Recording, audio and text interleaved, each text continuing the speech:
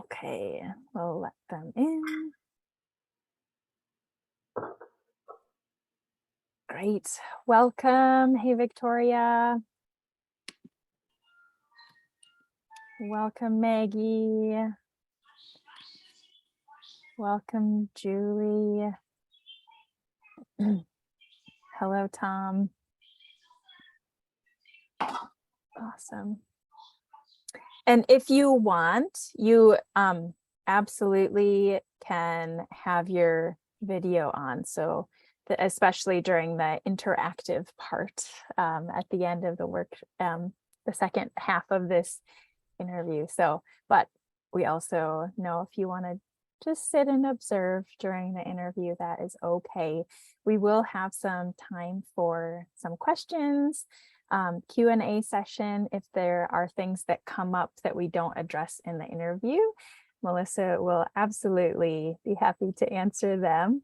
And then part two, will have a workshop, which we're very excited about. So let's get started here. And I am so thrilled that today we have the privilege to hear from poetry busker and memoirist Melissa Roberts Weidman.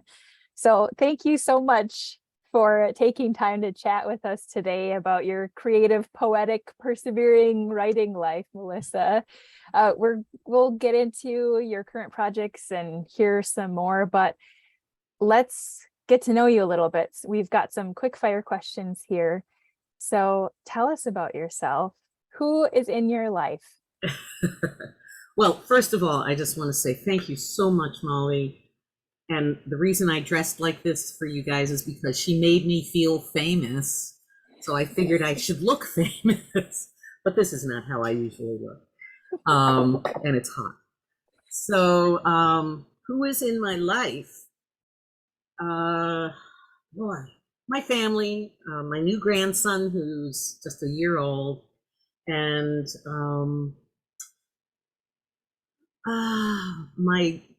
my editor and publisher, who's an old friend of mine, and I'll tell you in a little while the whole story of how this happened, and my teachers,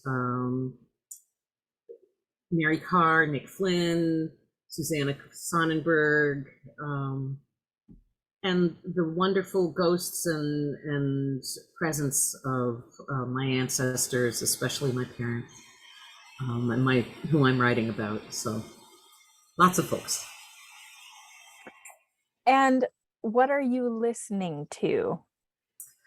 Well, I am a musician as well as a writer. So I listen to a lot of music. In particular, vintage funk and soul from the 60s.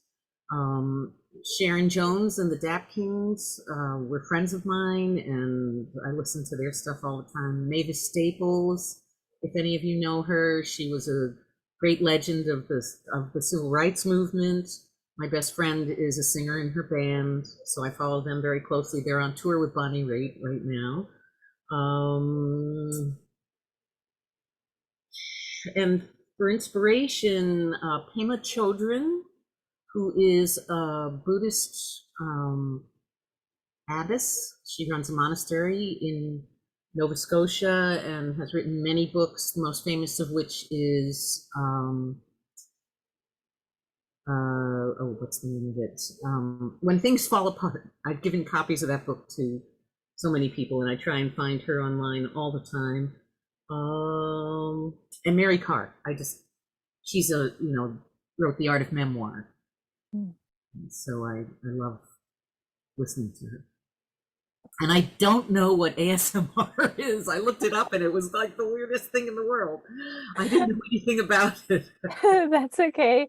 Yeah, it's a sensory thing, certain noises. Some creative people really enjoy listening to certain noises that get them in the creative mood. So it is okay that you don't listen to them, but I wanted to ask. So cool. So you're listening to a lot of different people quite widely, creatively, musically, um, educationally, spiritually. And you mentioned a couple of books, but what are you reading these days? Like, what's next to your reading spot today? Well, I just so happen to bring a pile, which has been Oh, that's a lot. um I'm reading this lately. It's called Becoming Supernatural. I guess it's reversed to by Dr. Joe Dispenza, and it's about how to run your energy in a different way so that stress doesn't overcome how you can connect your heart and your brain to be in coherence. So that's been a tremendously interesting thing. I just finished this, Several Short Sentences About Writing by Verlin Klinkenborg. If anybody wants to understand the essence of editing, the essence, well, actually, it's not about editing, it's about how you write the most economic use of words. He's amazing. And actually, he's written, the whole book is in verse. Oh, wow. And yeah, the whole thing. So it's pretty amazing.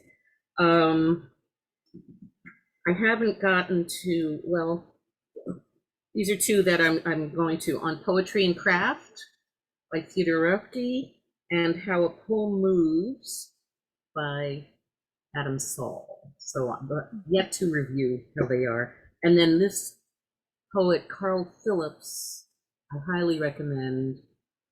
He actually used to live here in our town on Cape Cod and has gone on to become a very well-known and successful poet. So that's just part of the pile, but that's enough. Wow. Yeah, that sounds great. And I was going to say that was probably quite quick for those who are listening to jot down, "Ooh, I want to read that." So we'll compile a list of your current reads with the name of the book and author at the end. So we'll include that in the follow-up notes. What are you eating? So I'm curious that you live on Cape Cod. Are you a seafood consumer, or are you okay? Yes, I have been vegan in my past and still have elements of that. We eat a lot of tofu. Um, but my husband is a retired marine geologist and now makes local sea salt, maple syrup on our daughter's farm in upstate New York, and grows shiitake mushrooms in our backyard. So we're in the food world, and I just did poetry busking today all afternoon, 5 hours straight at the Falmouth Farmers Market. So we eat a lot of, we're just so lucky we have access to all kinds of fresh vegetables and through the pandemic, I've been cooking a lot. We don't go out, we don't order takeout. So that's part of my creative life, is making new dishes or perfecting dishes I've been working on my whole life, such as tofu, macaroni and cheese, which I had clients ask for a poem on macaroni and cheese, and I was like, wow, I can write about that. And various other things. So yeah, we eat well, and we're getting a new refrigerator tomorrow. Ooh, that's exciting. Very long overdue. So you are quite a widely creatively prolific gal. You just said about loving creating recipes. You mentioned a little bit about your music, but what are you creating beyond writing? Because we'll get into writing projects in a little bit, but what are you creating in your life? Well, a grandson. Mm. So that's very creative to me. And for him, I embroider different creatures on his clothes. So I've done a whole bunch of them, and that's been very relaxing and inspiring in many ways. And I'm writing a memoir, all in poetry, about growing up on the Upper West Side of Manhattan in the 50s and 60s. So I have about 100 poems written for that, but they are long edited poems. So some of them have taken, months. Whereas the busking, which I do every day or 4 days a week, they're spontaneous poems in the moment that are unedited, and I've written probably 200 of those at this point. So very different processes. Awesome. Well, thanks for giving us a quick fire glimpse into your life, helping us understand who this really cool person is that we're talking to right now. Let's get a little bit more in depth about your current writing life. So you mentioned a couple times poetry, memoir. How do you describe your poetry and your memoir writing to folks who aren't familiar with your work? I like to say I'm a journeyman poem maker. Somehow saying I am a poet sounds very highfalutin. Even though I've been writing poems my entire life, I just cleaned out my studio and found poems I wrote when I was 8 years old. Wow. Yeah, so it's funny, I think because academically we have this image of poets as being like, Wordsworth or Longfellow or whoever, so for me, it's much more accessible. So I like to think of my style as similar to someone, not really similar, but inspired by someone like Billy Collins, if you know his work. Very popular, accessible, conversational, with images from ordinary life that I think most people can relate to. So that's what I try and aspire to, but I really feel like I'm very much in an ongoing apprenticeship. And it's just been very interesting to see in the busking how it connects with people's personal lives and what they need to see written from their words.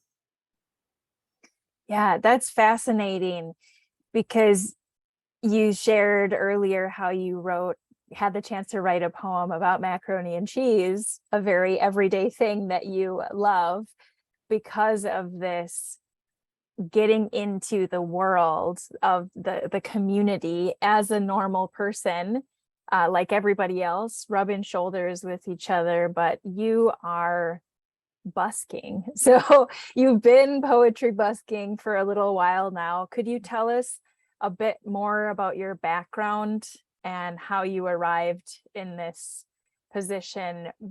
I know when we talked prior, you had said you heard of somebody else who was busking and asked how they did it. Could you say that? And what's your background that's got you to where you are today? Yeah. Well, this is, it's a fun story.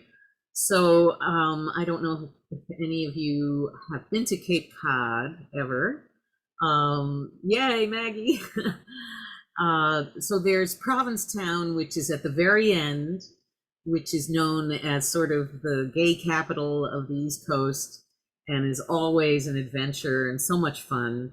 And we love to go there. And last year, I had gone back. My last job before I retired was as director of community engagement for an Alzheimer's caregiver support organization. And before that, I worked for many years for our biggest hospice in our area, doing all their outreach and writing and PR and all of that stuff. And so I guess this was the first meeting back after the pandemic, was outside in Provincetown, and I was going back to my car and looking up at this beautiful night sky am not looking at my feet, and I bang into the table and chair of a poetry busker sitting in front of town hall. A gentleman named Kevin Devaney. I literally tripped over him, looked at his sign, which said, get a poem, pick a topic, get a poem, pay what you want. And I just went, oh my God, are you writing poems for strangers? And so we sat and talked for over an hour, and he wrote me a poem, and I asked him how he prepared for doing this, and he said he read a poem and wrote a poem every day for a year. I was already doing it. So I said, okay, I can do this. And little did I know, that was in September, circumstances just came to pass that I was able to retire unexpectedly in November. And I just kept doing that, practicing typing. So this is with typewriter, a vintage, portable, non-electric typewriter. That's what poetry busking is in general. And that's very different than writing on a laptop. You can't edit unless you hand write it in. You can't cut and paste. You can't go back and change it. So it's very challenging. A very different process than what I'm used to. It's also very different in that it's improvisation. And my background as a bass player, I had my own blues band for 25 years. I'm classically trained in voice and piano, but improvisation is my jam. and performance. I'm a singer, songwriter, come from a musical family. So I have no problem at all being on the spot, having to deliver something entertaining for strangers. So that came together. Also in my background, I ran a county-wide community dispute resolution center for 5 years, or otherwise known as community mediation, if any of you know about that. And what that involves is sitting with disputants in a wide range of disputes and having them tell their story, being able to listen and take notes at the same time as maintaining eye contact.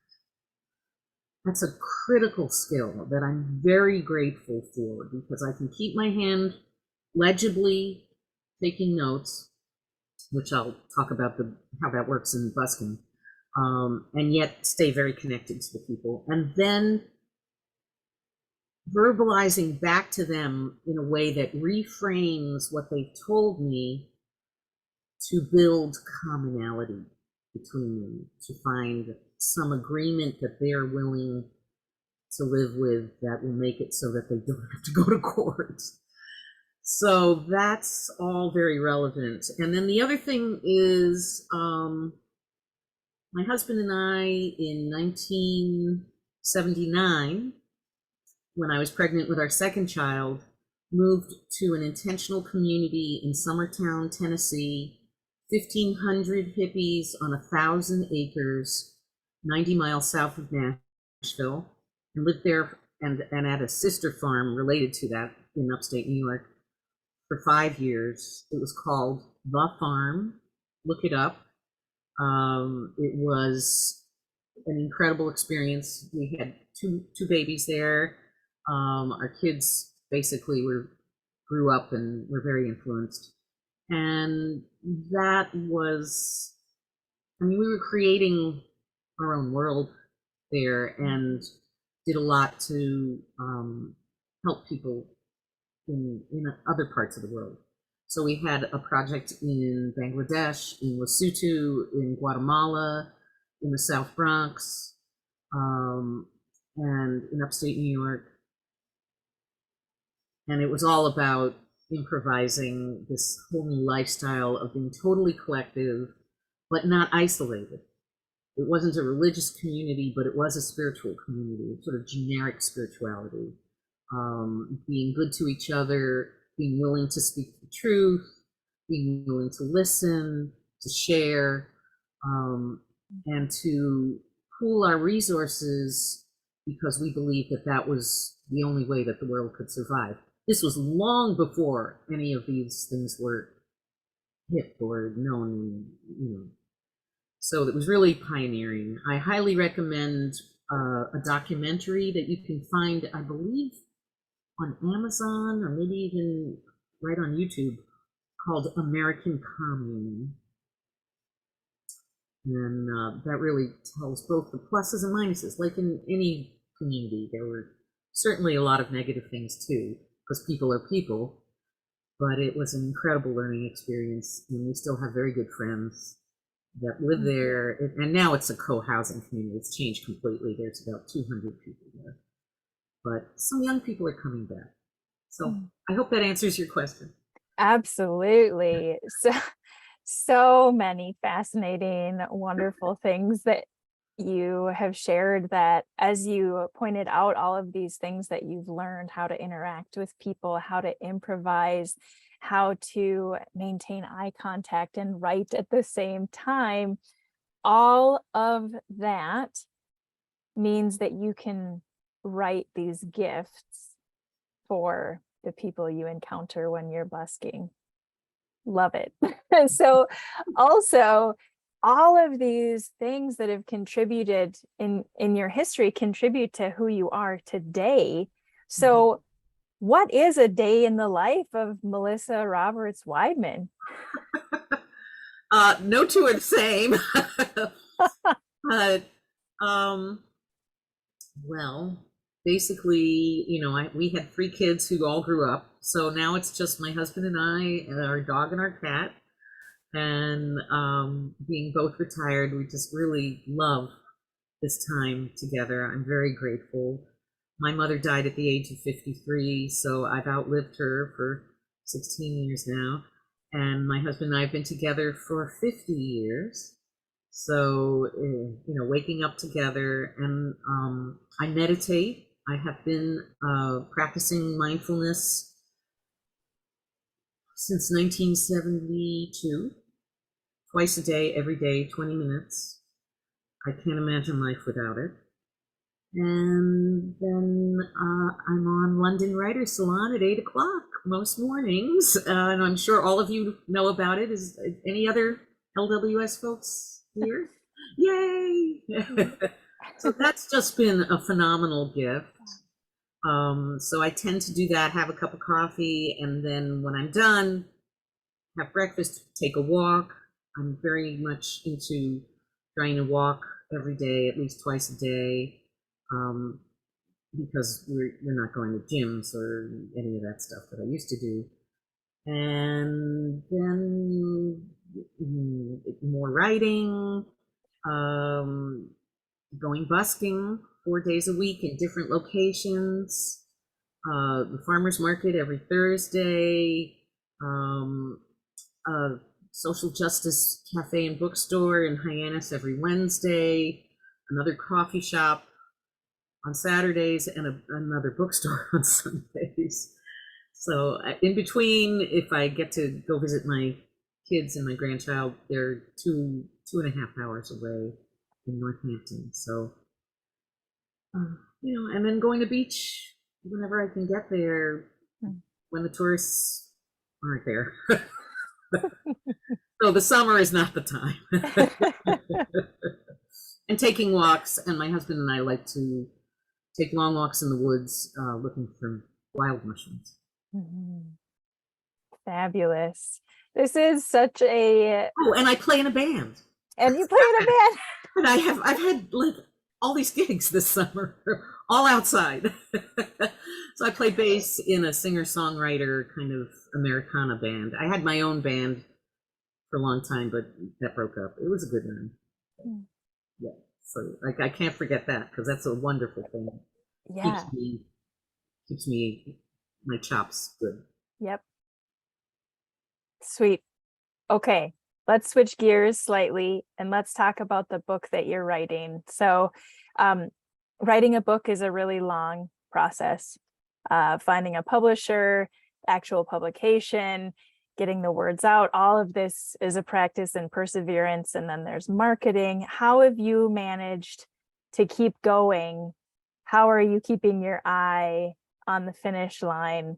How are you persevering in this book writing process, Melissa?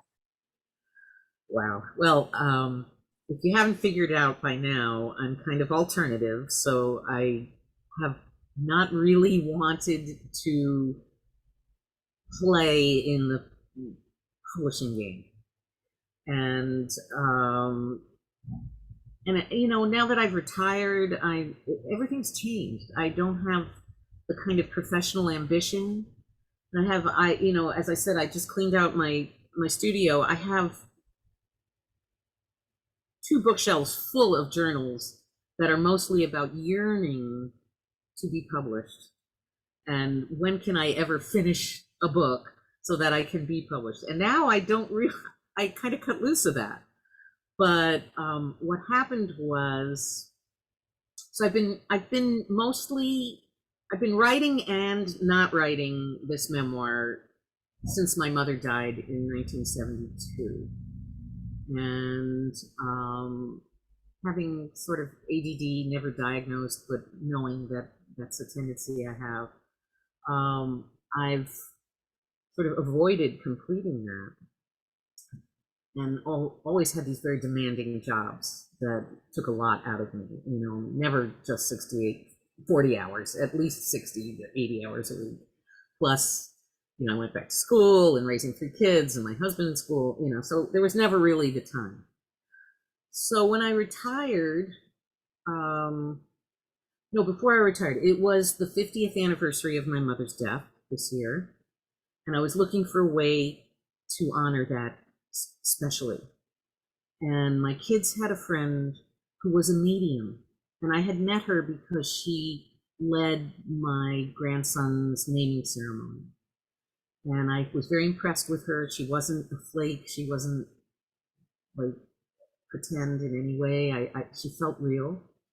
And I said, what the hell, let's do it. You know, I'll try a session. So we did a 90-minute in-person session, and it very much felt like my mother's spirit came through her. Whether that's true or not, it didn't matter, but there was a lot of information that came through that she could not have known any other way. So my mother was an extraordinary person. She grew up in Brooklyn as the daughter of Jewish immigrants, and at the age of 18 changed her name from Lillian to Lailia, became an opera singer, traveled the world, and the myth or legend in my family was that she had an affair with Diego Rivera, who was the most famous artist of his time, but his wife, Frida Kahlo, has eclipsed him since. But my mother never told me about that because I was a child, and she died before I could get the whole story. So in writing a memoir, so I tried writing fiction for a long time and went back and forth about it. And then, so through this session, I got her blessing to write this memoir the way I want, and that she wished me joy and delight in doing it. And when I came out of that session, the sky was just incredibly beautiful, and I looked up and said, was this real? Send me a sign. Please, Mommy, send me a sign. The next morning, literally, I get a text from an old friend who was in my writing group, an in-person writing group that I had here for years, saying, hey, I was thinking of you this morning. Did you know I'm stepping back from my job and starting a small press? And would you be interested in publishing with me? What? This never happens. So of course I said, yes. No money. She's coaching me. She's working me through the process. She's holding me accountable. We're sort of taking the summer off so I can do the busking. But we've agreed that, in 2 weeks or a week, when September comes, we'll get back on schedule. And it's going to happen within a year. And I have managed to avoid all of the rigmarole of trying to find an agent and a publisher and be accepted and write all these summaries and proposals and artist statements and cut to the chase. Mind blowing. I take that as my mother's magic. It's certainly a sign that you are, moving in the right direction. And when there's ease in that creative process, I think it's important that we pay attention to that. So, and what cool support.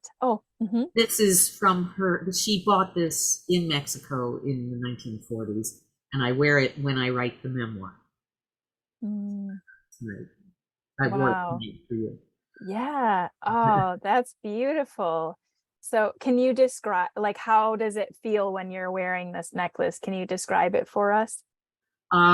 Yeah, it feels like an honor, a coronation. It's signed by the artist who's quite famous.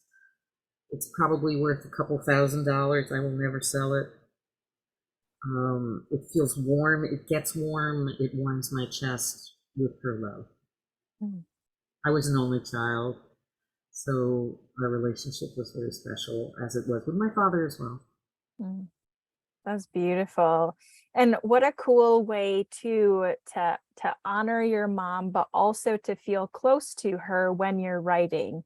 And sometimes we can show up to our writing desk and feel like, oh, distracted and different things going on. But when you put that necklace on, you're writing this memoir. Yeah. That's such a beautiful tradition or routine rhythm to get into, to get your mindset there.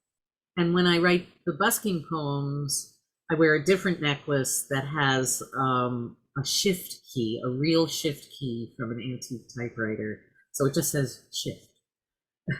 I love that. That's so much fun. I love Maggie's face. And Julie, you too. Oh, that's so creative. And yeah, it's a tangible thing. Sometimes that process of putting the intangible in our minds onto the paper is it is just very intangible at times. And so to have a thing, some people I know will light a candle, some people have a special pen or the special chair that they sit in or the special drink that they have, to have then that special necklace that signifies this is what I'm doing now.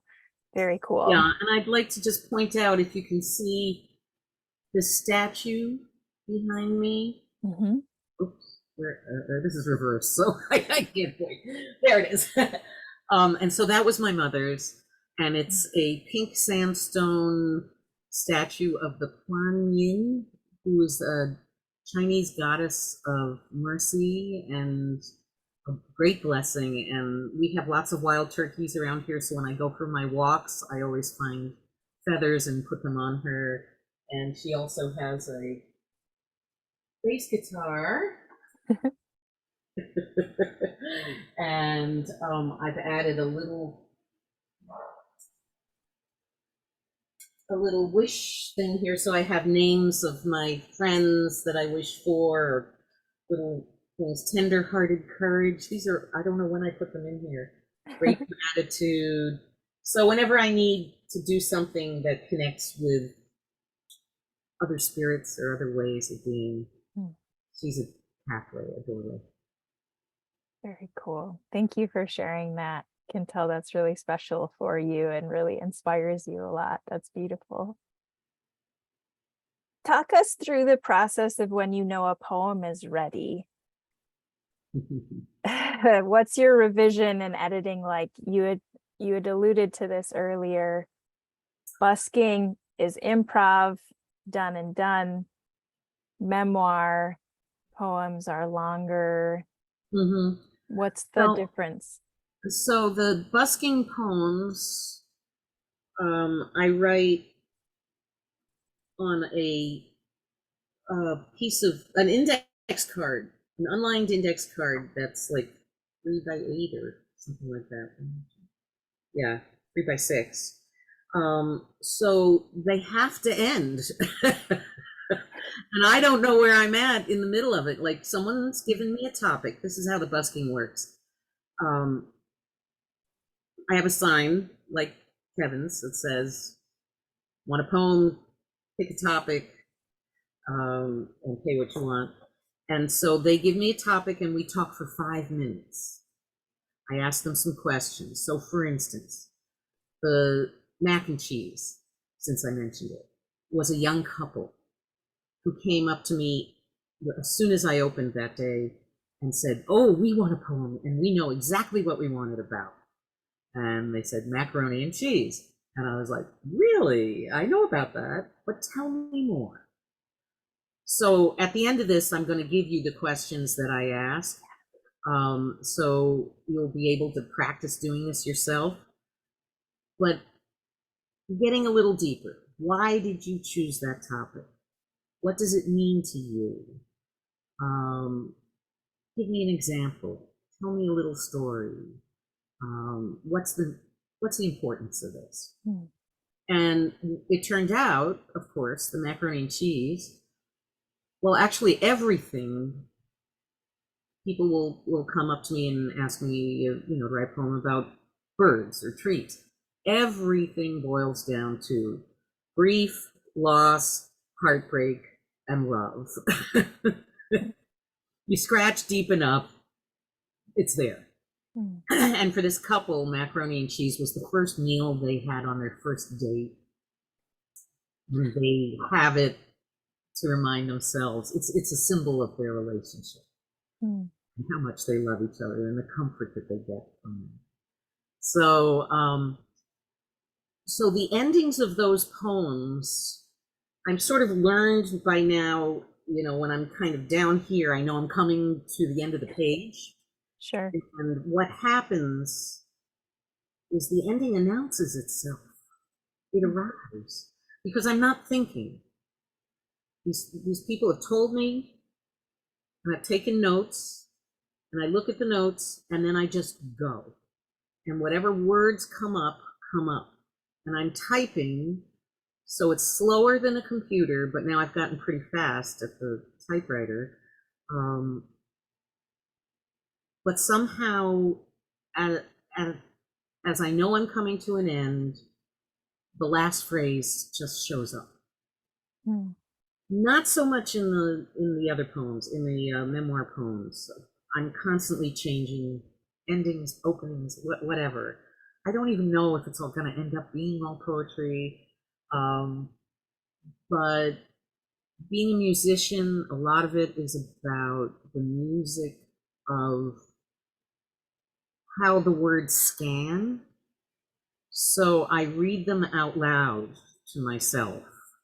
And I'm wanting to, and I know a lot of other people do this, record themselves. And sometimes I actually have done this.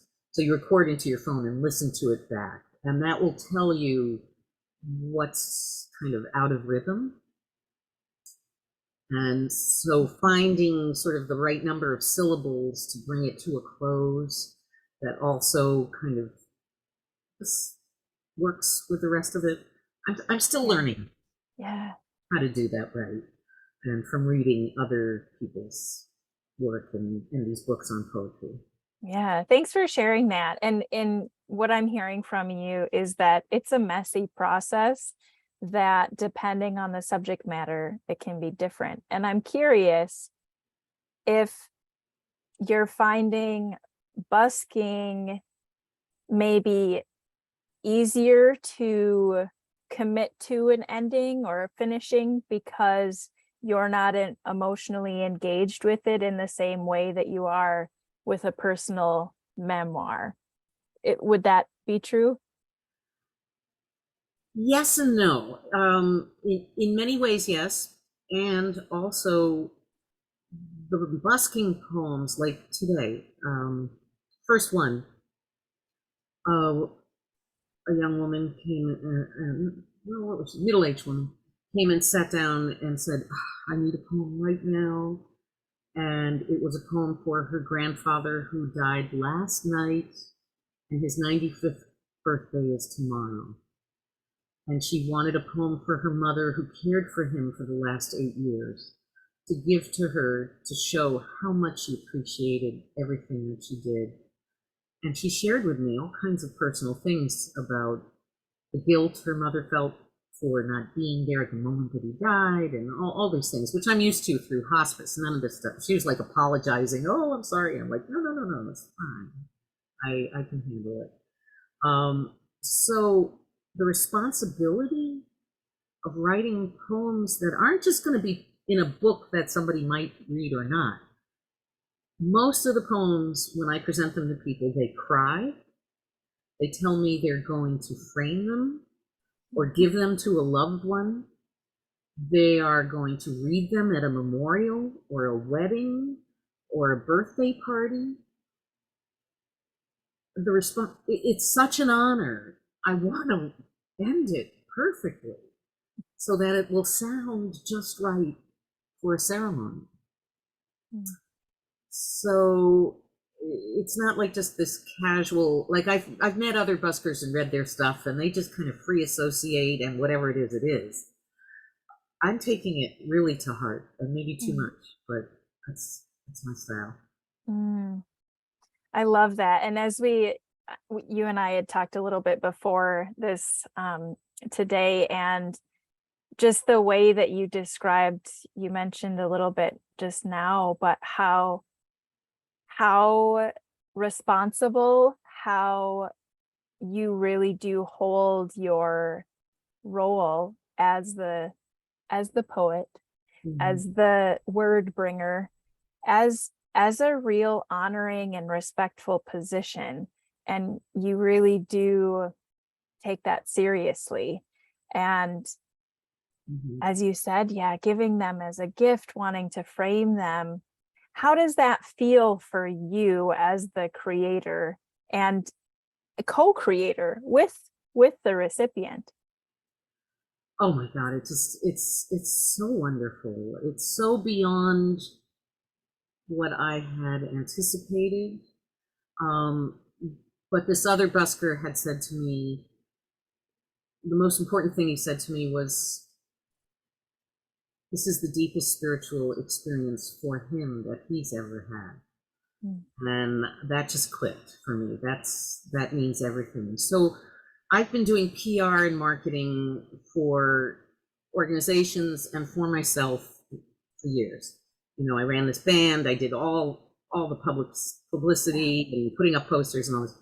This is so different. I don't like, the local newspaper called me and wanted to do an article, and I just said, it's not about me. It's about this. I consider poetry to be a force of nature like music is. Mm. It's something, it's a vibrational transaction that Mm. changes the nature of communication between human beings to become the essence of meaning. We talk, especially me, too much. um, a poem gets right straight to the heart. Yeah. So what I get to witness is this cracking open of the human shell that we all have built up in that moment when they realize what this interaction really is. Like a lot of times they'll just sit down and go, "Oh yeah, a poem, sure, give me a poem. What do you want?" And then it gets deep and they go, "Oh, wow." Yeah. So today, another person, a man from North Carolina, sat down and he wouldn't say much. He said, I just want a poem about charisma. I was like, "Oh, really? What does that mean to you?" And he said, oh, love and peace and, you know, all that stuff. I was like, can you give me more details? He said, no, just do whatever you want. Okay. So I did. And he was supposed to come back and get it. He never did. I figured he blew me off. But I've gotten smart. I get everybody's phone number so I can text them if they disappear. Mhm. And he was like, oh, I'm so sorry, but can you just take a picture of it and send it to me? Because I don't need the actual poem. I'm going to write a song from what you did. Well, it came out of nowhere. I had no idea. So we ended up talking on the phone a whole lot more than when I wrote the poem. So I sent it to him and he Venmo'd me $30. Wow. You know, so I mean, it's just like things happen. So I can't let the publicity or the money in any shape or form lead this. And I get anything from 25 cents from kids. Oh, and kids are a big part of this conversation. I ought to say some things about kids. To I've gotten $100 bill 2 times, and everything in between. But you know, it doesn't pay the bills. But that's okay. I'm in a place in my life where it adds to my social security enough Sure. to be worth it. Mhm. It keeps Mhm. me in typewriters. Oh, that's great. Can you, speaking of typewriters, can you show us yours, please? Mhm. I know you have. Ginger ale, everybody. Um, so this is my prime typewriter that I'm using. It's an Olympia, and I named him Stanley. And Stanley Adelson was the proprietor of the typewriter store in Manhattan that I used to walk by every day on my way to school and look in the window. And there's a story, it's a legendary typewriter store, repair store, which there are very few left. There's one in Boston, one in Pawtucket, Rhode Island, and that's it for the entire Northeast that I know of. Mm. They're a dying breed. So if anybody wants a new career, they're hugely popular with young people, and we just need repair people because they've all died off. But there's a wonderful documentary called California Typewriter that Tom Hanks produced. He's kind of the patron saint of typewriter collectors, and it's a wonderful movie. I highly recommend it, about a little typewriter shop in Berkeley and the changes they've been through. And there's a whole lot about the history of typewriters and about a particular artist named Jeremy Mayer who makes incredibly beautiful, bigger than life-size sculptures entirely out of old typewriter parts. Wow. And it's remarkable. So it's a whole world of its own, and I've put a little foot in it, and I'm deep in the quicksand. So I'm planning to do a typewriter poetry workshop at our local library in September. So I'm trying to collect more typewriters. Anybody want to send me a typewriter that they want to see used? I can make it very used. That's fantastic. Well, speaking of workshops, I do want to make sure that we have time to do our workshop. So as we're getting into that, first of all, I want to ask, where can we see your work? Where can we read your work? What's the best way to stay in touch with you? Just go to spontaneopoet.com. So that's SPON, like spontaneous, SPONTANEOPOET, no space.com. Awesome. And if you'd like, sign up for my blog. And I do no marketing. I don't sell it to anyone, no ads. Mhm. Great. And like I said, I'm not doing a whole lot. I have an Instagram page I just started, but I'm not really posting on it yet. Sure. I'm just waiting to see where this is taking me. I'm Sure. following the tide. Yeah, absolutely. That's great. Well, you've got your website and your newsletter there. And I know one of the things that's next for you is teaching more workshops with this off the back of this very fruitful experience of busking. So as we transition here into the workshop, what are 3 to 5 top tips for folks old and young who want to get their poetic words out and really make a positive impact on the world? Well, number one, join London Writers because, yeah, the number one thing is get your butt in the chair. And what they do is they make you state an intention. And just the simple act of doing that is so helpful rather than, oh, I don't know, I'll just kind of sit here and write. But if you get specific about that, that's manifesting some energy that brings you in that direction. So getting your butt in the seat, stating your intention, trusting the process of writing, the words, following the words, letting the words show you what they want to be, how they want to fit together. Don't think so much. It's hard to not think. We'll practice not thinking in the workshop. The inner critic, if you can befriend your inner critic and recognize them as, they'll never go away. They're there to help you. Don't get sucked in to believing everything they say. That comes from, all our patterning, and you can just say, thank you, I hear you, but you know what? I'm going to let you sit outside. Okay. So a lot of those kinds of visualizations I find help for me. Ask for support. You have Molly. If you're in London Writer's Salon or people in your life, don't be afraid to ask people to support you and find models that work for you, the writers that you admire. Look at what works, what doesn't. You're doing it. I'm sure all of you are doing this. So that's my list.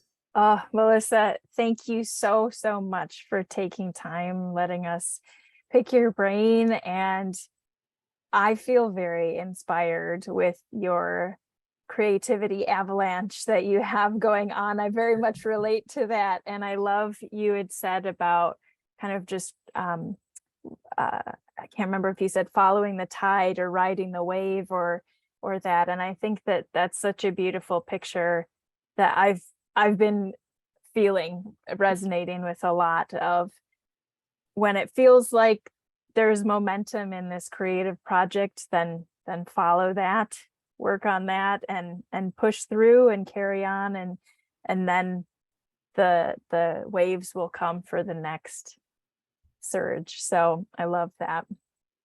Love that. Well, Thank you. Does anybody have questions? Is this a good time for? yeah. I haven't seen anything in the chat, and I'll just change our view here.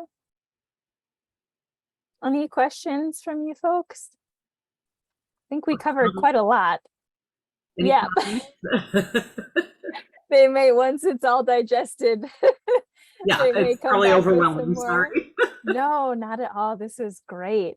So inspiring. And you're in a room full of poets as well, Melissa, which is why I specifically asked you, poets and memoir writers as well. And so there are some fiction things too, but there are poets in the house.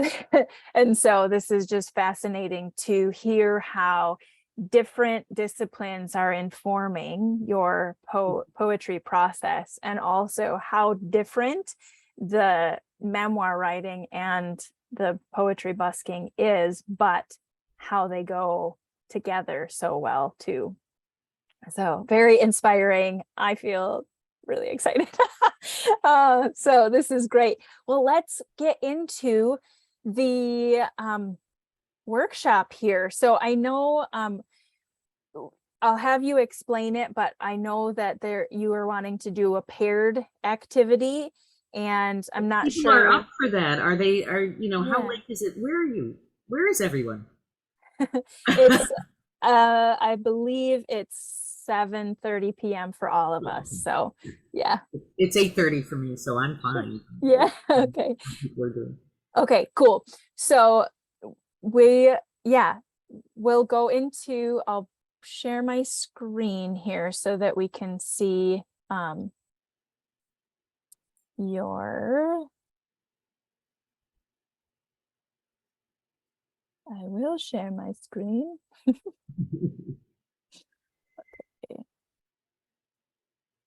So shall I just talk about it while you're Yes. setting up? Okay.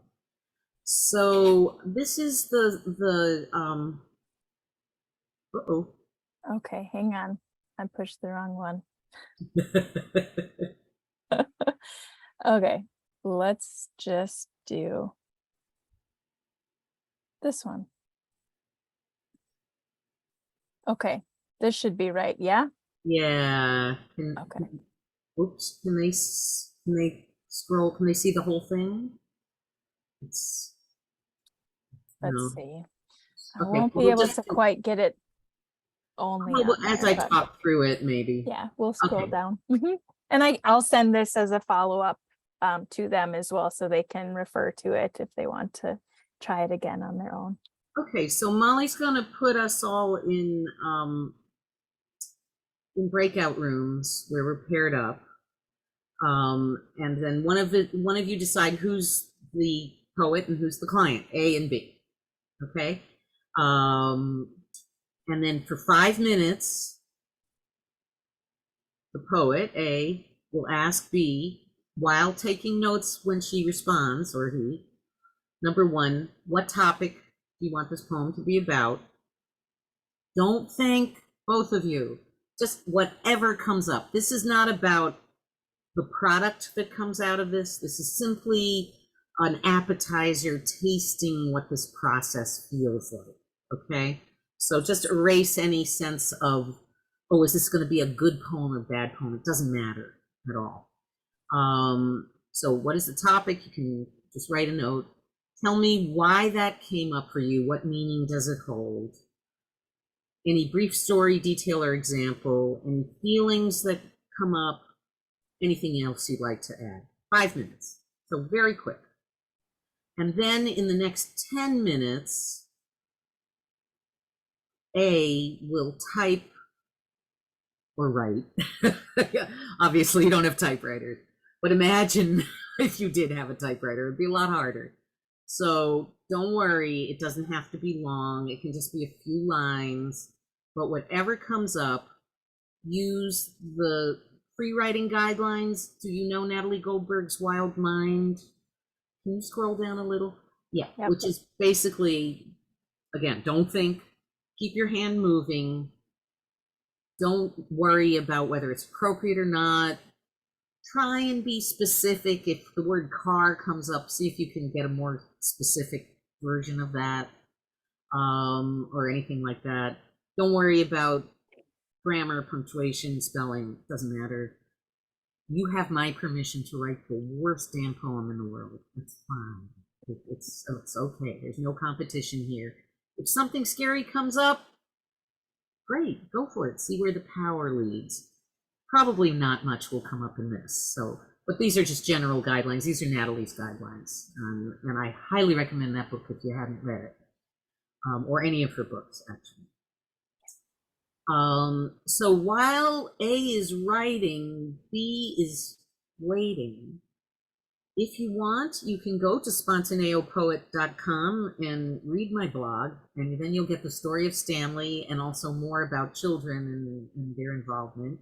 Or you can do whatever you want for 10 minutes. So when we start this, maybe we can have a deadline for when we're all going to get back together. Yeah.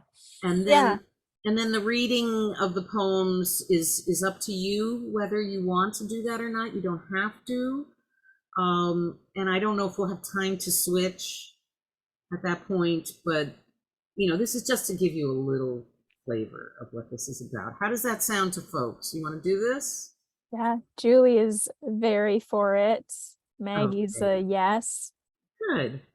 And Thank Tom's you. good. Yeah. Okay, cool. Okay, Cool. so Molly So will do, so will they be able to have this to refer to when they're in the breakout rooms? I guess not. what I will do is I'll copy and paste into the chat, and Mhm. then they'll be able to see um, these questions to go through. So we'll try with that. Okay, so it's 8:32. So at about or 7:32, as the case may be. Um, let's give you like 7 minutes. Will that work? Yeah, I Kind of- think I think that'll be really good if we kind of do 3-ish minutes of the interview and then like maybe 3 to 5 minutes of writing. Is that okay? Just to condense it a little bit for the sake of Okay, time. so we'll just try it and see how it works. Sure. Okay. So 3 minutes to do the interview and then do the writing and then come back. And if you're having any problems, they can come out of their room, right? And come and see. Yep. Yep. And we'll just be here for you. Any questions? No? Okay. Okay. All right. Wonderful. I'm Have gonna, fun. Give it a shot. all right. And so we'll come back by 7:40 or so. Yeah, that sounds good. 41. And then Victoria, are you able to do this? I know you have a toddler, so I'm putting you in a room and I've opened the rooms now. But Tom, if Victoria doesn't join you, oh, he went. Okay, great. We'll bring him back. So Julie, yep, she got it. And Maggie, are you okay? And it'll take you a second, that's okay. But do you see it popping up?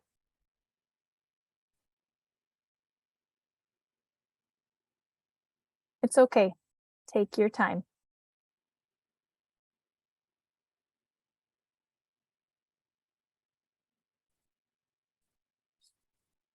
There we go. Awesome. All right. Victoria, are you chasing a toddler right now? Probably putting them to bed. Yeah. Yeah. Okay. Let us, I'm gonna actually bring Tom back here.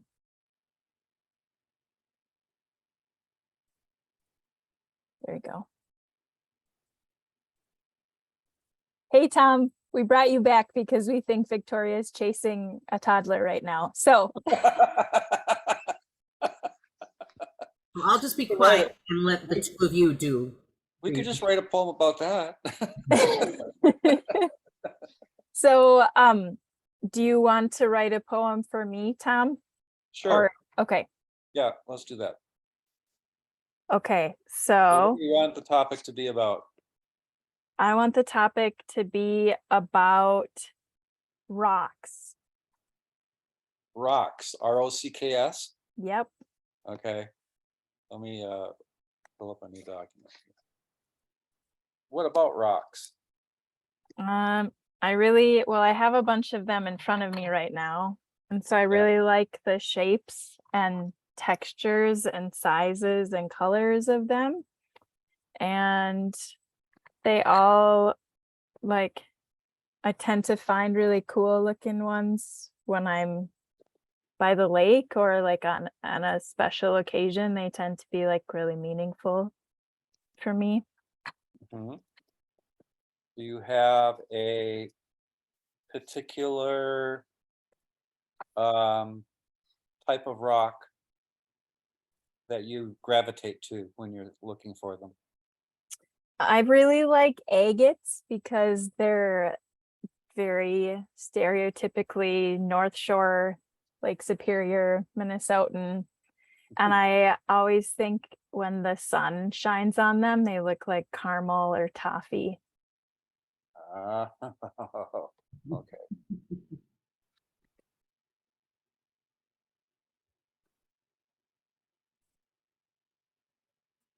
Let's see, what this is. How do the rocks make you feel? They're like it's exciting to find one. It's because sometimes they look really cool in the water and other times they look boring, but either when they're back in the water or when you dry them off, like when their environment changes, it can be like really, really exciting. And then I feel like, especially, I don't see it right now, but I have certain ones that are for like a certain day I went to just kind of reflect, and so it means that rock is the rock that I picked up when such and such happened. And so it feels important. Got it. I don't keep the rocks unless I love them. Right. And so long as they're not talking back to you, we're okay. Yep. No sassy rocks here. Okay. So I'm gonna jump into writing Okay. a poem for you.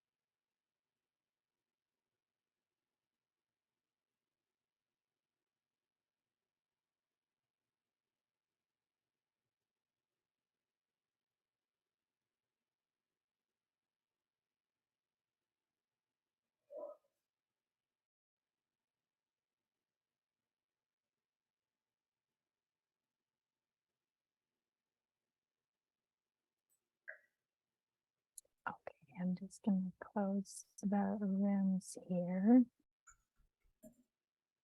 And that'll give a 60-second come on back time.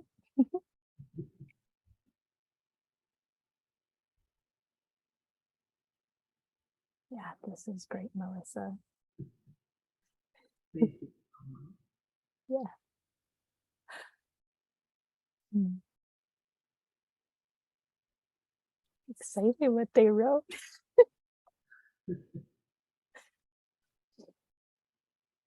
And I'm so excited for your library workshop. It's gonna be great. Hoping I get the typewriters. Yeah. Oh Yeah, we didn't really talk about kids much. And it's a very special, different interaction. yeah. Well, at the end, if you do want to share, I'm happy to stay on a bit longer. If you Not want to much, share that, but Yeah, briefly. okay, here we go. Welcome back, Tom. Welcome back, Maggie and Julie. How did it go? It was fun. It was, Fun? I liked it. I liked it. I'm curious how it was different for you than your usual writing. Were you able to not think as much? Did that work because of the time constraint? It was good to have the prompts that you gave, you know, and that helps. And I have, like you said, I mean, I couldn't be critical of what I didn't have time to be critical Yeah. of my writing. Yep. I think once if I overthink it and look at what I wrote, then it's easy to be critical. But when you're in the writing process, when you don't have time for that. So. And I found myself trying to put myself into Molly's shoes rather than it being about me. So I was hoping that the words were about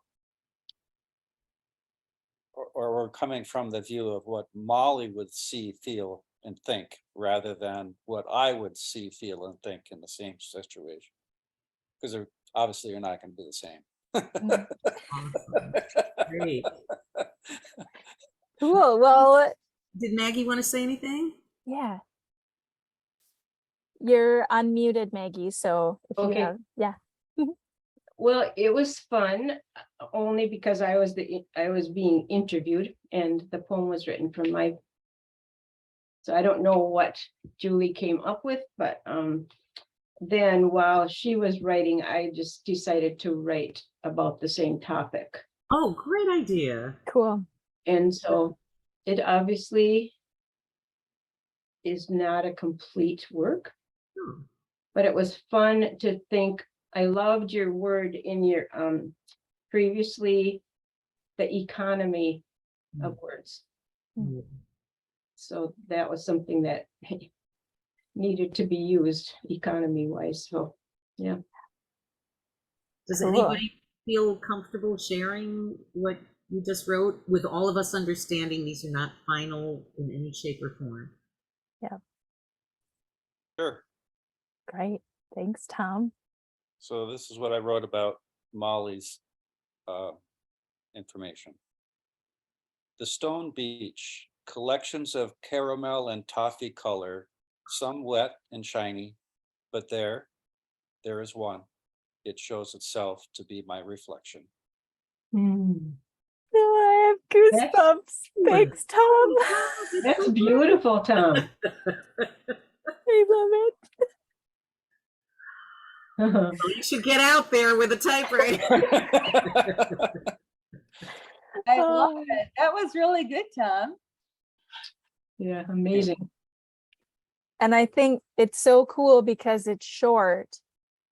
And so you focused in on the really key details and you gave us that moment.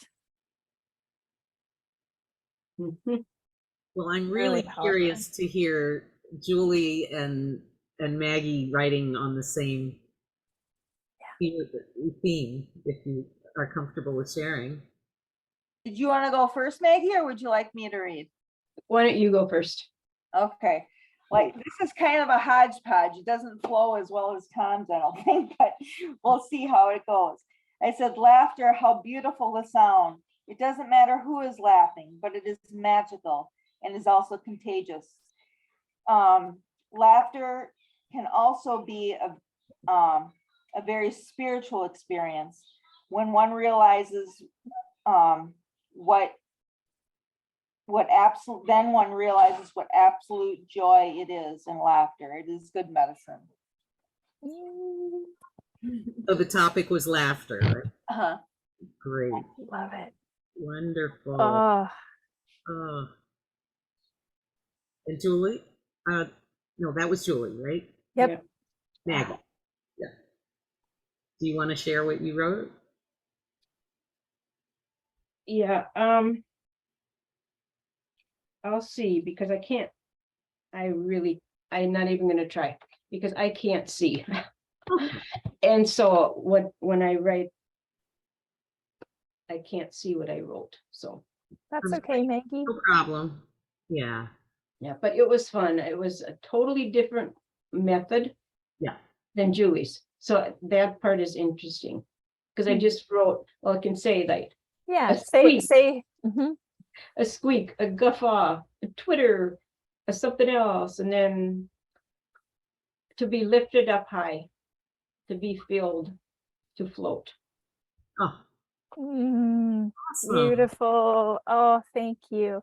God, thanks so much, each of you, for writing these beautiful words and then sharing them with us and sharing them with now our friend, Melissa. Yes. Oh, thank you. Wow. That's A great experience, Melissa. Thanks a lot. Oh, I'm so glad that it worked Thank for you. you. Thank you. That was Thank that you, was a lot of fun. Melissa. Great. Well, I hope it plants a little seed.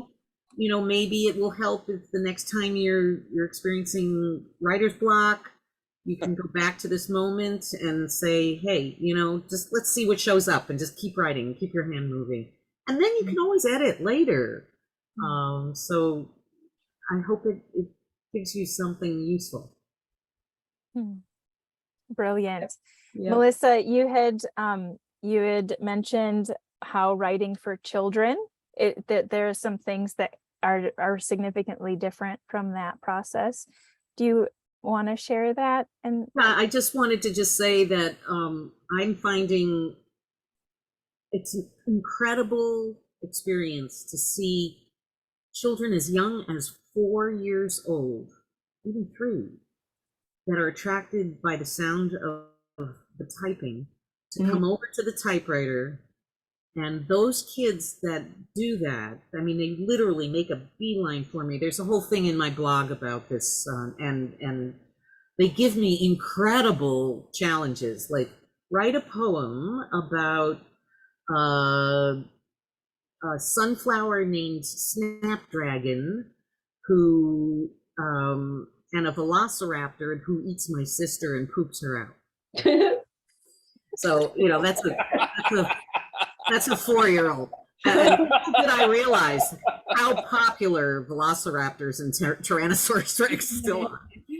So they're very creative, and those kids that do that are writers right from the get-go. And I'm sure all of you can look back to your childhood, and I can certainly look back to mine to say, I am not a mathematician. Sorry, I mean, there's rare people that do both, but I am a writer, and you can see these kids right away, and I'm now recognizing them. And when they come over to me and they have that interest and they want to learn how to type, which they can do in 5 minutes. If they can spell, they can type. And if they can't spell, I show them which letter, and they type their name. And that, you know, a lot of them are used to type on computers, but for a typewriter, I say, okay, just have your index finger, curl it, and aim down, down. And they get that very quickly, and they really want to use the carriage return and the space bar. Oh, yeah. So much fun with it. And with them, I do rhyming poems, and I have them come up with the rhymes. So we'll say, you know, what rhymes with snapdragon? And they'll come up with amazing rhymes. Hmm. So it's really a great experience, and parents love it. And now I had a kid come back with his typewriter. He was like 10. Cool. There's a picture of him on the blog to show me his typewriter the following week, and then so I'm curious when I do the teenage workshop. I've had a few teenagers, but to do it with all teenagers, and this will be in particular LGBTQ teens that we're marketing to. All are welcome, but the workshop will be about identity and visibility and writing poems within that general framework. So Yeah. I'll let you know how it goes with the team. Yeah. Oh, do Melissa, thank you so much. Are there any last minute questions that you have? Okay, great. And I know sometimes things come up later, and we always do ask for some feedback on, so I'll send that form out to you guys too, and you can let Melissa know how it went, and do any feedback on how the workshop format went. We know that the time was condensed a little bit here, but just that the format of the process of writing the poem, as she's getting ready to share this with more and more people. So Melissa, thank you so Thank you much. so much, all of you, for Thank being you. willing to That was play with great. me tonight. This was so much fun. Awesome. Well, yeah, Melissa will Okay. be in touch, and Gotta go. I haven't all had right. dinner yet, so now I'm gonna go make something. It's 9 o'clock. Mac and cheese? Yes, enjoy your mac and cheese, sea salt, shiitake mushrooms, and maple syrup. Have a great evening, Melissa. Until Thanks, we Molly. write again. See you on LWS. Sounds good. Bye, Melissa. Bye-bye.